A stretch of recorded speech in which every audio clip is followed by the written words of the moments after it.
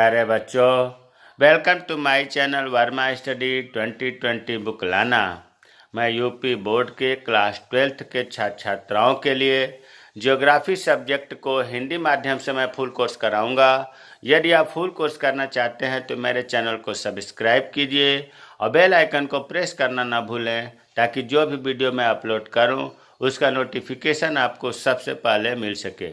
प्यारे बच्चों, इसमें जो फर्स्ट बुक थी मानव भूगोल के मूल सिद्धांत समाप्त हो चुका है। जो सेकंड बुक है भारत लोग और अर्थव्यवस्था, उसमें चैप्टर 7 चल रहा है। आज पार्ट 3 अर्थात तीसरा वीडियो है।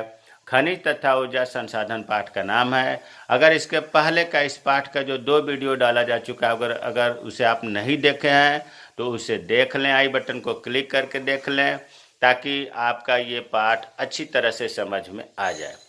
अब देखिए, इससे पहले हमने बताया था कि ऊर्जा के स्रोत 2 तरह के होते हैं, परंपरागत स्रोत और गैर परंपरागत स्रोत। गैर परंपरागत को अपरंपरागत भी कहते हैं, परंपरागत को पारंपरिक स्रोत भी कहते हैं और गैर पारंपरिक या अपारंपरिक स्रोत भी कहते हैं। परंपरागत स्रोत के उदाहरण बताया गया था कोयला, पेट्रोलियम, प्राकृतिक गैस, इन तीनों को मिलाकर जीवाश्म ईंधन भी कहते हैं। परमाणु ऊर्जा, ये पिछले वीडियो में अर्थात वीडियो या लेक्चर 75 में बता दिया गया है, अच्छी तरह से बता दिया गया है। अब आज हम लोग जो पढ़ेंगे गैर परंपरागत स्रोत, जिसमें सौर ऊर्जा, पवन ऊर्जा, ज्वारीय ऊर्जा, भूतापीय ऊर्जा, जैव ऊर्जा, इनके बारे में पढ़ेंगे। पिछले वीडियो में यह भी बताया गया है कि परंपरागत स्रोत और गैर परंपरागत स्रोत में अंतर क्या है। तो आते हैं गैर परंपरागत स्रोत में। पहला सौर ऊर्जा के बारे में पढ़ते हैं। देखिए, सौर ऊर्जा अर्थात सूर्य से प्राप्त होने वाली ऊर्जा को हम सौर ऊर्जा कहते हैं। और सूर्य से प्राप्त ऊर्जा पैसे पर नहीं खरीदा जाता है, ये जो है हमें निःशुल्क मिल जाता है और इसकी कमी भी नहीं है। इसका मतलब कि आने वाले समय में ये समाप्त होने का डर नहीं है। अगर इससे हम ऊर्जा प्राप्त करें, इससे हम बिजली प्राप्त करें। अब इसमें है कि फोटोवोल्टाइक सेल। ये फोटोवोल्टाइक सेल क्या होता है, आप ऐसे समझें कि आप मकानों के ऊपर देखे होंगे सोलर प्लेट लगे होते हैं। सोलर प्लेट में आप देखे होंगे कि वर्गाकार के रूप में कुछ सफ़ेद और ब्लू वर्ग बने होते हैं, उन्हें हम फोटोवोल्टाइक सेल ही कहते हैं। यही फोटोवोल्टाइक सेल जो है सूर्य की किरणों को ऊर्जा में बदलता है, जिसे हम सौर ऊर्जा के नाम से जानते हैं।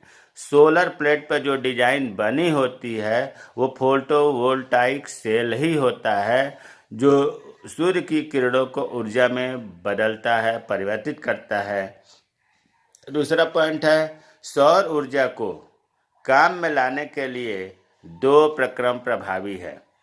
मतलब जो सूर्य का प्रकाश है, सूर्य की जो किरणें हैं, उसको हम 2 क्षेत्रों में उपयोग करते हैं। एक तो फोटोवोल्टाइक क्षेत्र में, मतलब फोटोवोल्टाइक सेल बनाते हैं सोलर प्लेट में, और दूसरा होता है सौर तापीय प्रौद्योगिकी, सोलर टेम्परेचर टेक्नोलॉजी, मतलब सूर्य से बिजली पैदा करना, ऐसे कह लीजिए, सौर से ताप टेक्नोलॉजी विकसित करना।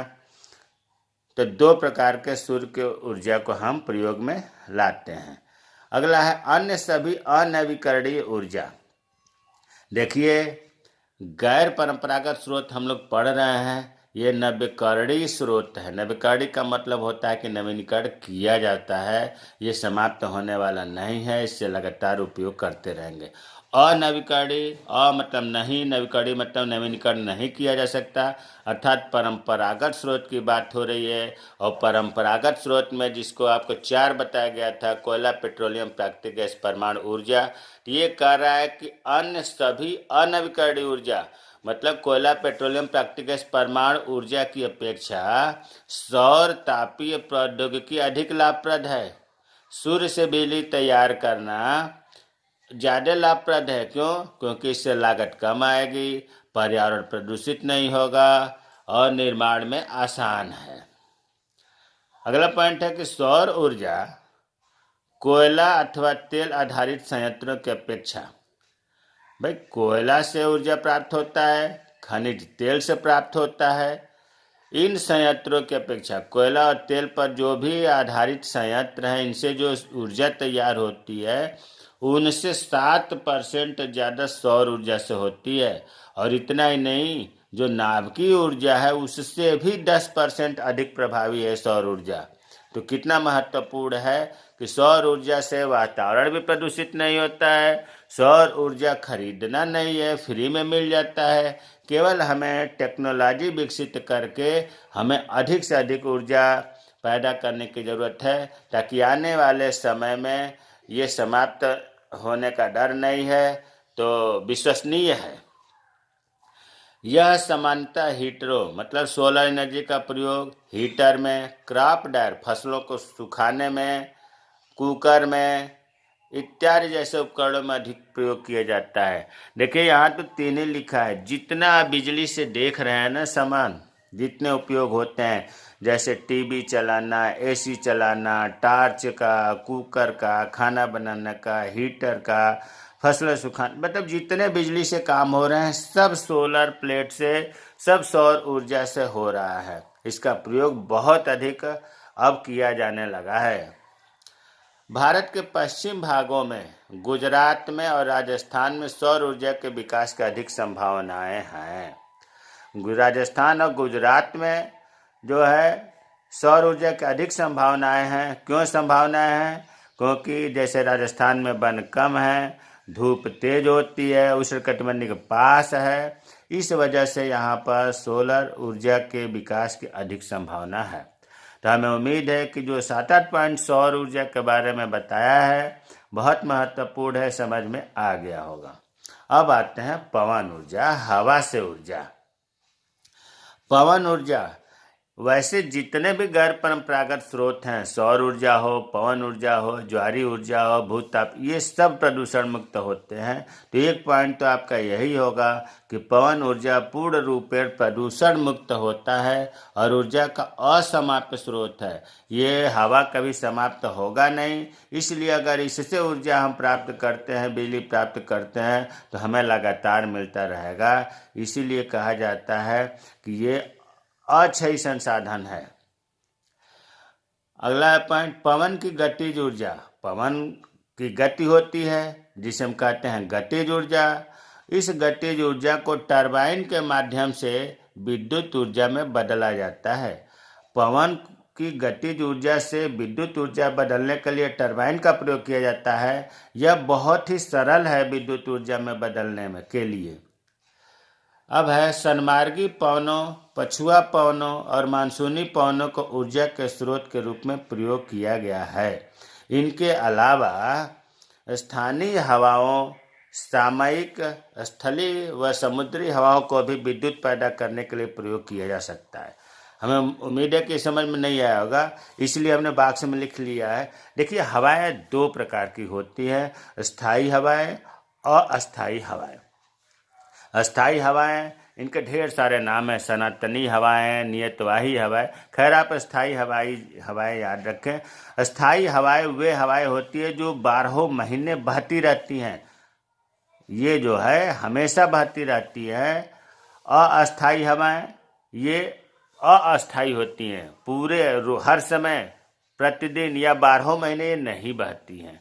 इन दोनों में अंतर क्लियर हो गया। अस्थायी हवाएं भी 3 तरह की होती हैं। व्यापारिक हवाएं, इसी को सनमार्गी हवाएं भी कहते हैं, पछुआ हवाएं, ध्रुवीय हवाएं। ये तीनों हवाएं जो है 12 महीने बहती हैं। ध्रुवीय हवाएं ध्रुवों पर बहती हैं, इसलिए इसकी मतलब ऊर्जा के रूप में प्रयोग करना कठिन होता है। और अस्थायी हवाएं भी 3 तरह की होती है। मौसमी, जिसे मानसूनी हवाएं भी कहते हैं, ये ऋतु के हिसाब से बहती हैं। और सामयिक हवाएं, ये जैसे स्थल हवाएं, स्थलीय हवाएं, समुद्री हवाएं कहलाती हैं। स्थानीय जो लोकल, जैसे लू हुआ, चिनुक हुआ, फोरा हुआ, ये स्थानीय हवाएं हुआ। तो ये कह रहा है कि जो व्यापारिक हवाएं हैं, अब हम पवन ऊर्जा की बात कर रहे हैं, व्यापारिक हवाएं, पछुआ हवाएं जो 12 महीने चलती हैं, इनसे ऊर्जा तैयार किया जाता है। मौसमी हवाएं, सामयिक हवाएं, स्थानीय हवाएं जब भी चलती हैं, इनसे भी विद्युत ऊर्जा तैयार किया जाता है। तो वही चीज़ यहाँ लिखा था कि सन्मार्गी मतलब व्यापारिक हवाएं, पछुआ हवाएं, मानसूनी हवाएं, स्थानीय हवाएं, सामयिक, सामयिक में स्थलीय व समुद्री दोनों आ जाता है। इन हवाओं से विद्युत पैदा करने के लिए प्रयोग किया जाता है। तो अब उम्मीद है कि समझ में आ गया होगा। पवन ऊर्जा के लिए राजस्थान, क्योंकि यहाँ पर वृक्ष कम है, मकान दूर दूर है, हवा की गति बहुत तेज होती है, गतिज ऊर्जा ज़्यादा होती है, तो निश्चित रूप से विद्युत ऊर्जा भी ज़्यादा टरबाइन के माध्यम से मिलेगा। तो पवन ऊर्जा के लिए राजस्थान, गुजरात, महाराष्ट्र, कर्नाटक में अनुकूल परिस्थितियां विद्यमान हैं। ऐसा अनुमान है कि पवन के उपयोग से, हवाओं के उपयोग से 200 मेगावाट तक विद्युत शक्ति उत्पन्न की जा सकती है। 200 मेगावाट तक अगर हम बिजली उत्पादन कर लेते हैं तो इतना हमारा जो है संसाधन जो परंपरागत का है वो बच तो जाएगा, आने वाली पीढ़ी के लिए तो होगा। अब हम सौर ऊर्जा पढ़ लिए और इससे पहले पवन ऊर्जा पढ़ लिए। अब ज्वारीय ऊर्जा। देखिए, ज्वार भाटा समुद्र में आता है, 24 घंटे में 2 बार आता है, 12-12 घंटे पर नहीं आता है। वैसे जनरली कहा जाता है कि 12 घंटे पर ज्वार भाटा आता है, लेकिन प्यारे बच्चों, अगला ज्वार भाटा 12 घंटे 26 मिनट पर आता है। अगर मान लो 1 बजे दिन में ज्वार आया है, ज्वार भाटा आया है, तो रात में 1:26 पर आएगा। खैर, भारत की जो समुद्री सीमा है, समुद्र के किनारे जो भारत का सीमा लग रहा है वो लगभग 6100 किलोमीटर लंबी है। 6100 किलोमीटर तटीय समुद्री सीमा है भारत की। इस तटीय क्षेत्रों में ज्वार भाटे की प्रक्रिया द्वारा जो ज्वारीय ऊर्जा है उसको हम उत्पादन सुगमता से कर सकते हैं। भाई, 6100 किलोमीटर में ज्वार भाटा जो आ रहा है उससे हम ऊर्जा जो है, जिसे हम ज्वारीय ऊर्जा कहते हैं, आसानी से प्राप्त कर सकते हैं। ज्वार भाटे के समय मान लो ज्वार आया, ज्वार पानी बढ़ने को कहते हैं और पानी उतरने को भाटा कहते हैं। तो ज्वार भाटा के समय अगर हम किसी यंत्र के माध्यम से उस ऊर्जा को एकत्रित कर लें तो वह ऊर्जा क्या होगी? शक्ति का उत्पादन, मतलब जो बिजली है उससे सस्ता पड़ेगा। कोयला के उत्पादन से, कोयला से जो बिजली तैयार होती है उससे सस्ता पड़ेगा ज्वार भाटे से ऊर्जा जो प्राप्त करेंगे। यह ऊर्जा का अक्षय संसाधन है। परंपरागत संसाधन को क्षय संसाधन कहते हैं क्योंकि वो समाप्त हो जाते हैं, क्षय हो जाता है।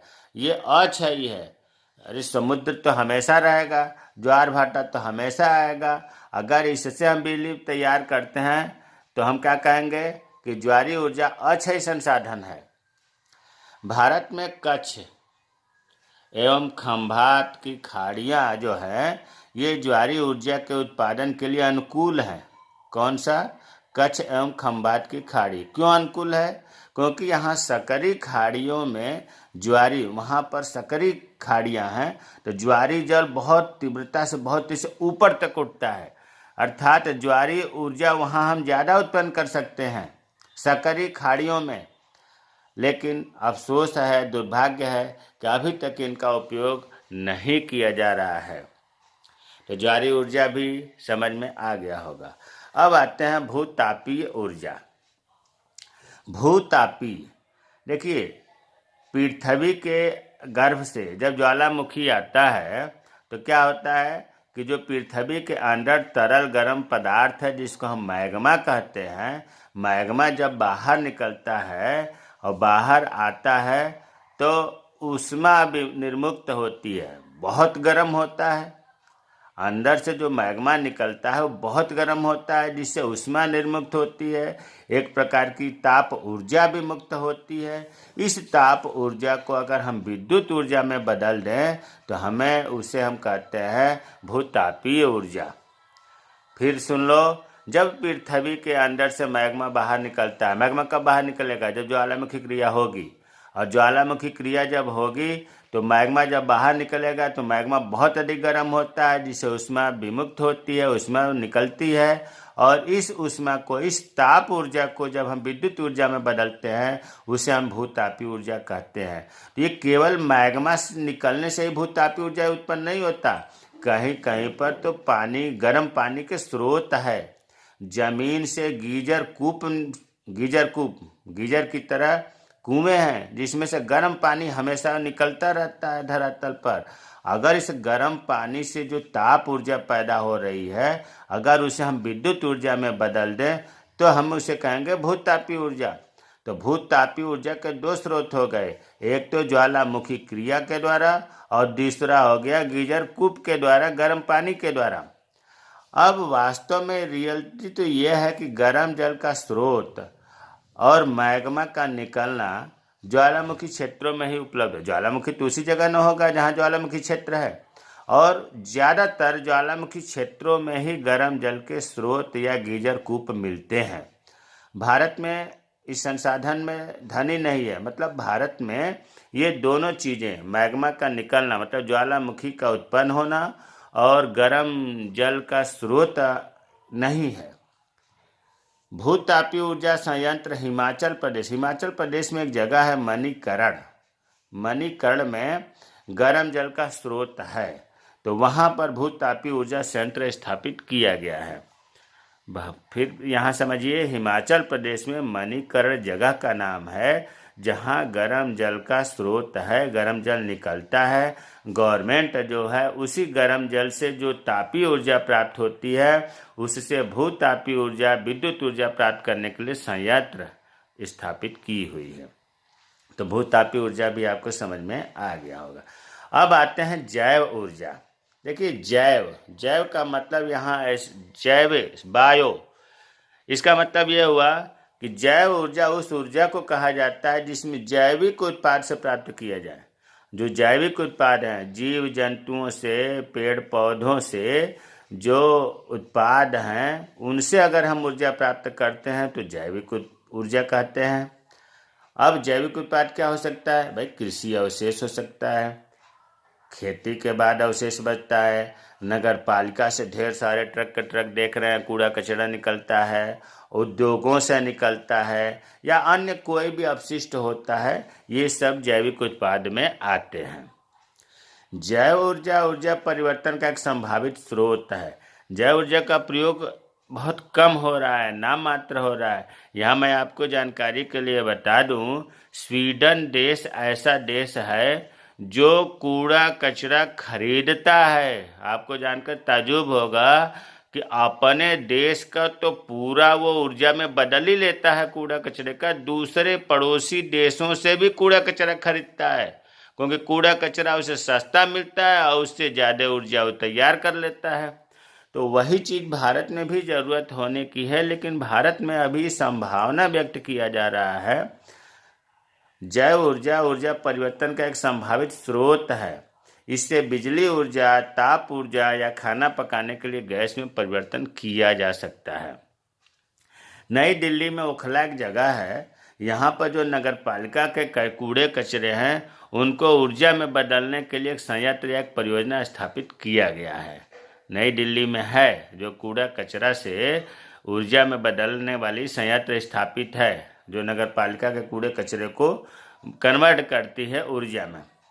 यह ग्रामीण क्षेत्रों के लिए तो रामबाण है। अगर ऐसा हो जाता तो देखो गांव में कितने लोगों को आर्थिक जीवन बेहतर हो जाता, उनके पास बिजली सस्ती फ्री में, उनके पास कूड़े कचरे भी, कृषि के अवशेष भी, ढेर सारी चीज़ें हैं। तो इससे आर्थिक जीवन उनका बेहतर हो जाएगा, अच्छा हो जाएगा, पर्यावरण प्रदूषण भी घटेगा। जो इधर उधर कूड़े कचरे सड़ रहे हैं, प्रदूषण होता है, ये भी नहीं होगा, और उनकी आत्मनिर्भरता, अपने सेल्फ डिपेंड, एक रोजगार भी मिल जाएगा। जो जलाऊ लकड़ी पर निर्भर रहते हैं, जलाऊ लकड़ी पर खाना बनाने के लिए दबाव रहता है, वो भी कम हो जाएगा। तो जैव ऊर्जा भी गैर परंपरागत स्रोत के उदाहरण है। हमें उम्मीद है कि जो आज हम लोगों ने पढ़ा, गैर परंपरागत स्रोत, जिसको गैर पारंपरिक साधन भी कहते हैं, या अपरंपरागत साधन भी कहते हैं। उम्मीद है कि भूतापी ऊर्जा, जैव ऊर्जा, ज्वारीय ऊर्जा, सौर ऊर्जा, पवन ऊर्जा समझ में आया होगा। अगर कोई चीज़ समझ में नहीं आया है तो आप कमेंट्स करें, मैं रिप्लाई करूँगा। जो नए छात्र हैं, जो नए मित्र हैं, मेरे चैनल को सब्सक्राइब करें, बेल आइकन को भी प्रेस करें ताकि जो भी मैं वीडियो अपलोड करूं उसकी सूचना आपको तुरंत मिल जाए। जय हिंद, जय भारत।